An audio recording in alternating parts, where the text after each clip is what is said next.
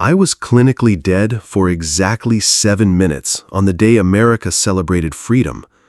But it wasn't until my heart stopped beating that I realized I had never truly lived. The irony is, in the moment I lost all breath, I heard the rhythm of something greater. It wasn't the sound of a heartbeat, it was a calling. Not calling my name, but calling out to a part of my soul I had forgotten in the rush of daily life. Freedom, I discovered, isn't found in waving flags or fireworks. It's found in the moment you let go of the fear of losing control. And I only learned that lesson after I had lost all control. My name is Nathaniel Brooks, a former firefighter, a man who once ran into burning buildings to save strangers, but unknowingly let his soul burn quietly in the background of everyday life. I used to think I was strong because I didn't cry. I used to think I was at peace because I stayed busy. I used to think I was happy because I fulfilled my responsibilities. But all of that was a mask, forged from duty, hardened by the old teachings that a man should be this way. I lived for others, but I never truly lived with myself. For years, I felt like a shadow. I was present, but never fully there. I spoke, but never from the heart. I loved, but could never quite reach another's heart, not even my own. Sometimes I'd sit in my car with the engine off, staring at the rain through the windshield, wondering why I felt so empty. I went to work, came home, nodded at my wife and kids, lay in bed, and waited for the alarm clock like a machine replaying yesterday. But on July 4th, 2023, something unrepeatable happened. My body collapsed in the kitchen. My heart stopped. The world fell away. And for the first time in 50 years, I was completely awake. Have you ever wondered what happens after the heart stops beating? I can't remember the last time I truly laughed. Maybe it was on a quiet afternoon by the river when I was still a boy, sitting next to my grandmother, biting into a tart and crunching apple as she told me folk tales in her thick southern drawl. But after that, life pulled me away. Firefighter, husband, father, provider, roles I put on like armor, thick and heavy, until I no longer knew how to feel. Each morning I woke before sunrise.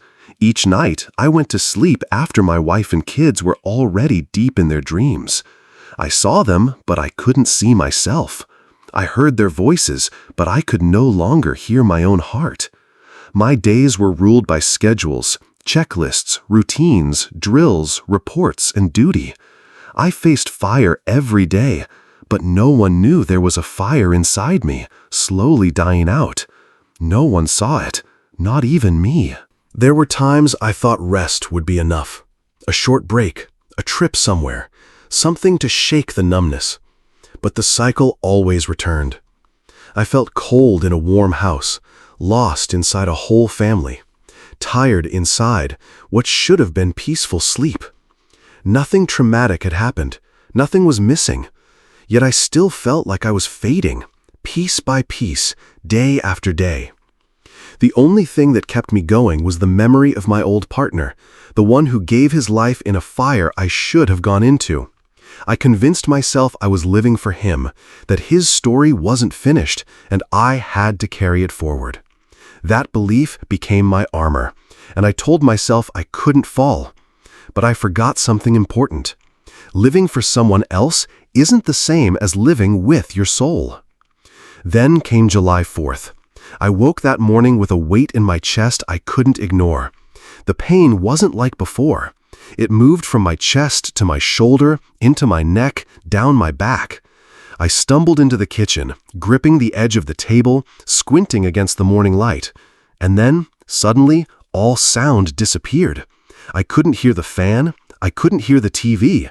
I couldn't even hear my heartbeat. Only silence remained. Not quiet, but a heavy, dense silence pressed down on me like a door about to open. And I didn't know what waited on the other side. What happens when we fall out of our bodies? What was waiting for me inside that silence? I don't remember the fall. I don't remember the sound of my body hitting the floor. I don't remember the physical moment when my heart stopped, but I remember every second that followed, more clearly than any memory I've ever had. At first, I thought I was dreaming.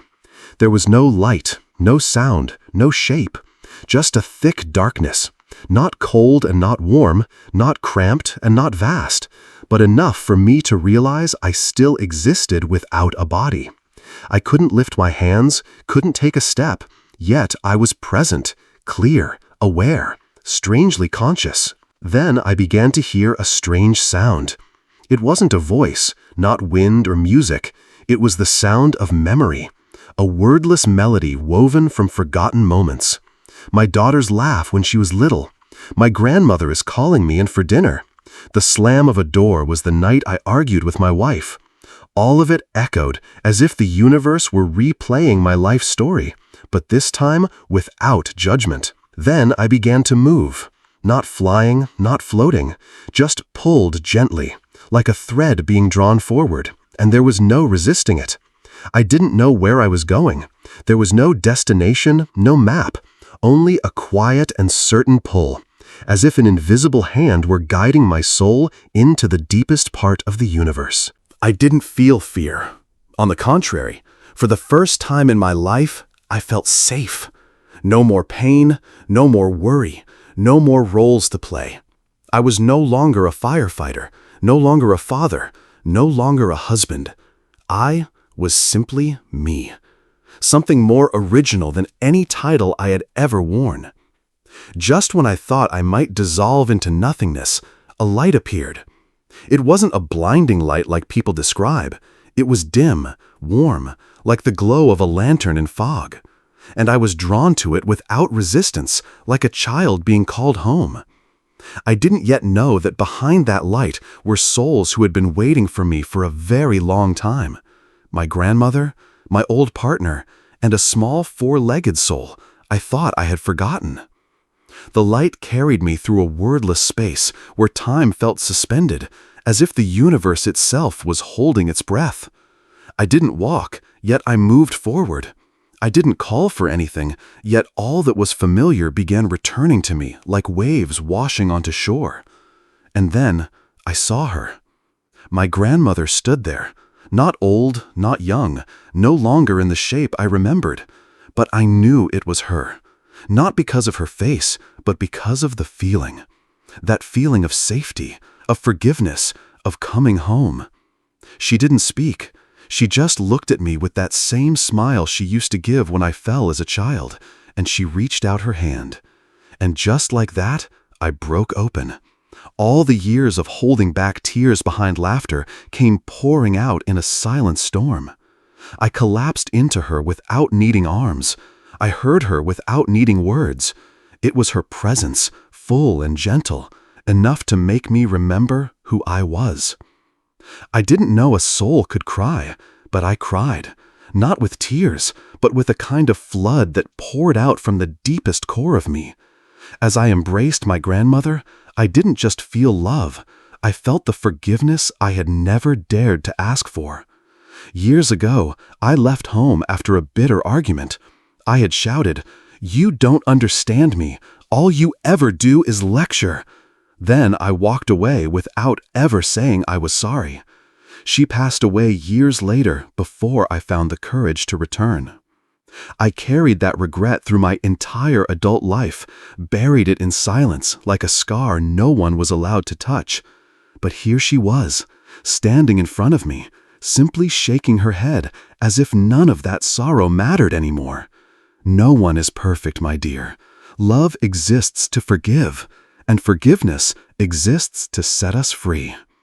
No words were spoken, but I understood every sentence as if it were etched into my bones. When the light shifted, I saw someone else standing just a few steps away. He wore our old fire department uniform, his face smudged with ash, but his smile was as bright as it had been the first time we ran into a burning building together. He was my closest partner, the one who dived in a rescue 12 years ago. The last time I saw him, we had just pulled a trapped woman from a burning home. Then the roof collapsed. I survived. He didn't.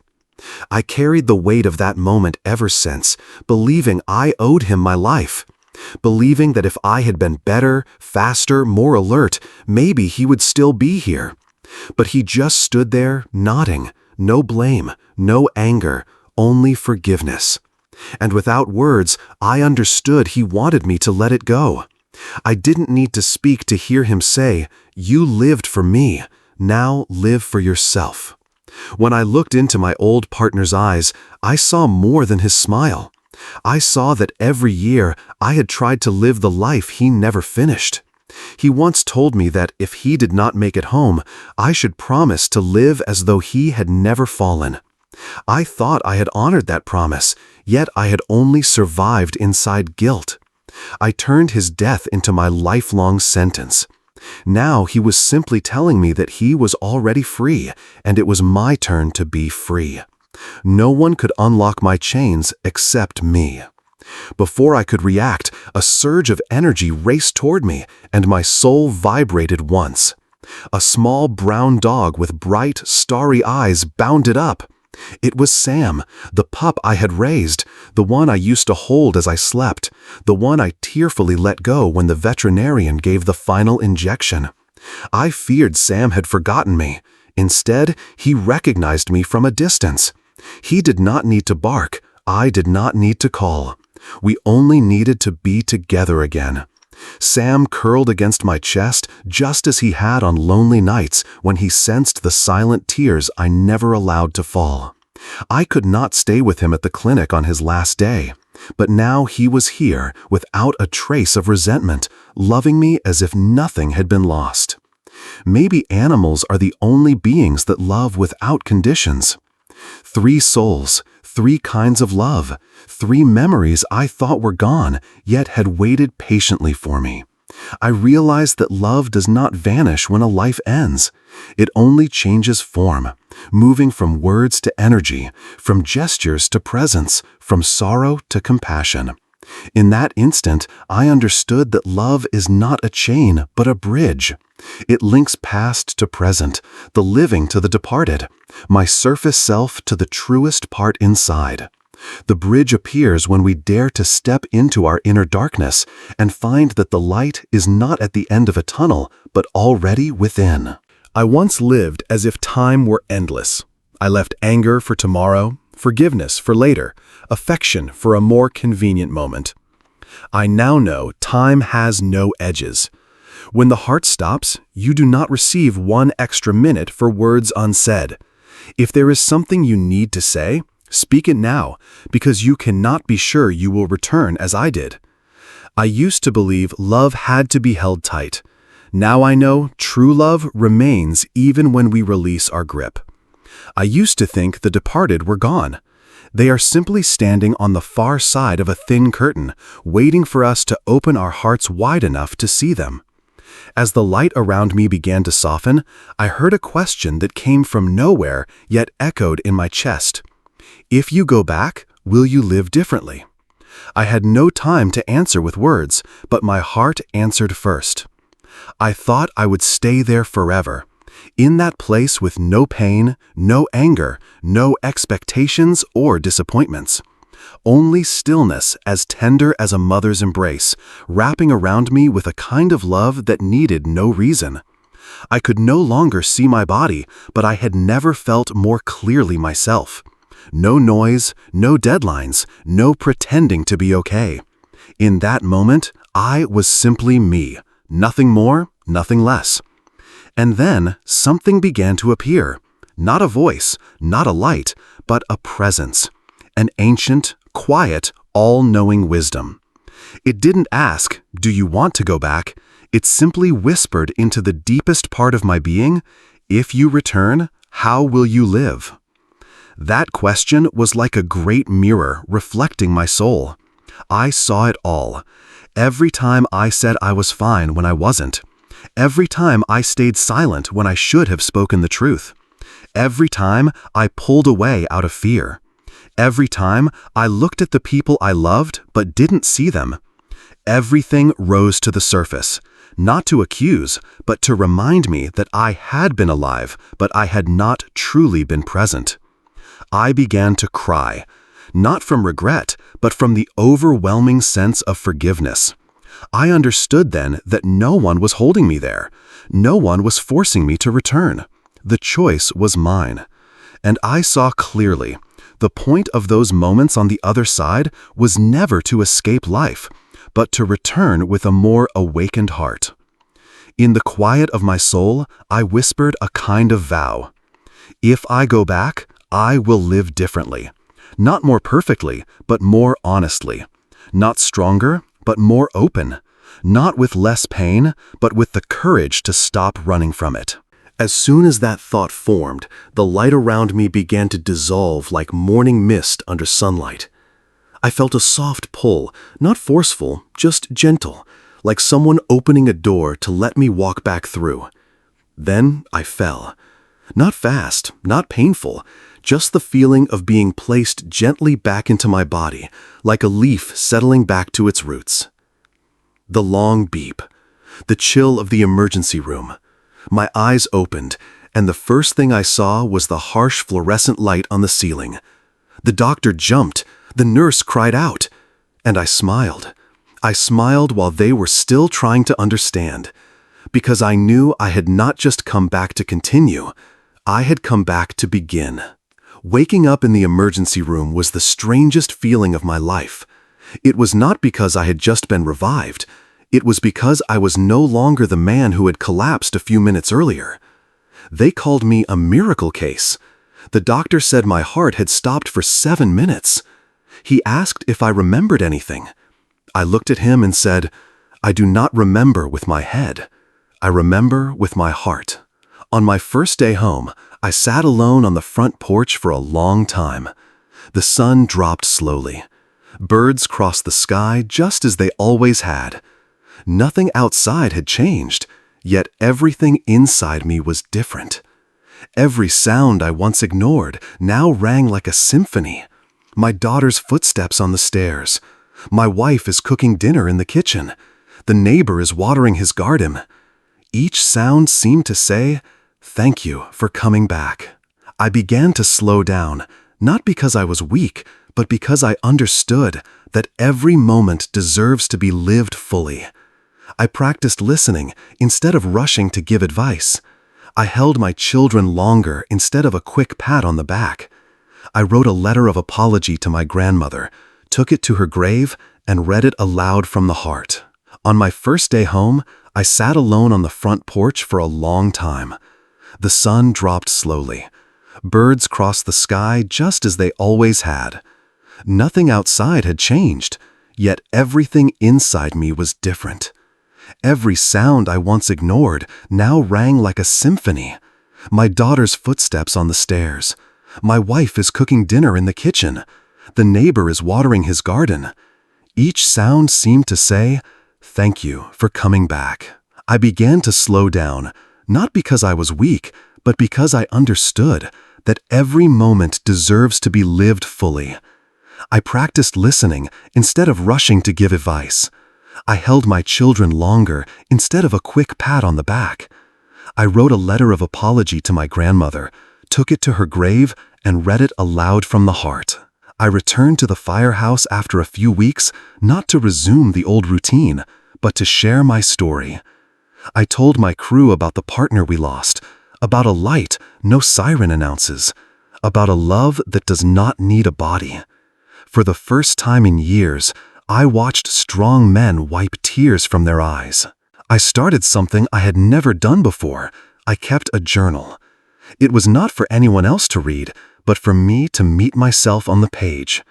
I wrote about silent moments with my wife that were filled with love. I wrote about holding my daughter while she cried without needing words. I wrote about looking in the mirror and seeing myself smile without forcing it. Then I took a bigger step. I joined community gatherings of people who had near-death experiences. We did not boast or argue about who was right. We simply spoke from an open heart. In every story I heard my reflection, once lost and hurting, yet still able to find the way home. People ask me what changed most after dying and coming back. I answer that I no longer live to prove anything. I live to feel everything. In the end, no one carries titles or paychecks or reputation across the threshold. We carry only what we give. A look, a hug, a word of forgiveness, a moment of love offered without fear. If you are still alive and your heart is still beating, you have a privilege I once lost. The privilege to change right here and right now. The most important truth I brought back from the other side is this: people die, but love never does. And sometimes losing everything is the only way to find yourself. If you have ever hurt, ever lost, ever felt your life had no meaning, then what comes next is for you. People often ask me, "What did you see when you died?" Few ask, "How do you live after coming back?" And that second question matters more. What I saw in death, light, love, and familiar souls, only matters if I can bring those things into every ordinary action. I once thought death was the end, yet it turned out to be a doorway. And when you return, you cannot walk through life on the same old legs. You must live as a new person, not completely different, just more authentic. No longer afraid of pain, no longer dodging hurt, no longer postponing happiness. I teach my daughters to listen to their hearts through presence rather than logic. I look at my wife as if this is the first day we have met again, leaving old wounds behind and holding only gratitude that we are both still here. I hug friends and crew members not to cover pain, but to say, "I am here, I understand." The greatest lesson I have learned is forgiveness. Forgiving those who hurt me. Forgiving myself for years lived like a machine. Forgiving life itself. Because it is not always easy, but it is always fair in its way. Each morning, I place a hand on my chest and feel the beat, not only to confirm I am alive, but to remind myself that every heartbeat is an opportunity to love, to apologize, to forgive, to begin again. I am no longer afraid of dying, and more importantly, I am no longer afraid of living fully, living with pain, living without holding back. I teach my daughters to listen to their hearts through presence rather than logic. I look at my wife as if this is the first day we have met again, leaving old wounds behind and holding only gratitude that we are both still here. I hug friends and crew members not to cover pain, but to say, "I am here, I understand." The greatest lesson I have learned is forgiveness. Forgiving those who hurt me, forgiving myself for years lived like a machine, forgiving life itself, because it is not always easy, but it is always fair in its way. Each morning, I place a hand on my chest and feel the beat, not only to confirm I am alive, but to remind myself that every heartbeat is an opportunity to love, to apologize, to forgive, to begin again. I am no longer afraid of dying, and more importantly, I am no longer afraid of living fully, living with pain, living without holding back. If you are hearing this and your heart is still beating, you share the same gift I was given, the gift of change, right here and right now. You do not need to die to learn how to live again. You only need the courage to let go. Let go of roles that no longer serve you, of stale expectations, of old wounds, and you will discover what I discovered. Love never dies. It simply waits for you to open your heart and step inside. On the other side of death, there is no hell or heaven, only a reminder. Live. Live as if today is the last day, yet love as if you have never been hurt. That is everything I brought back from 7 minutes beyond life. This story is not told to share a miracle. It is offered so that you can choose a life worth living, starting today.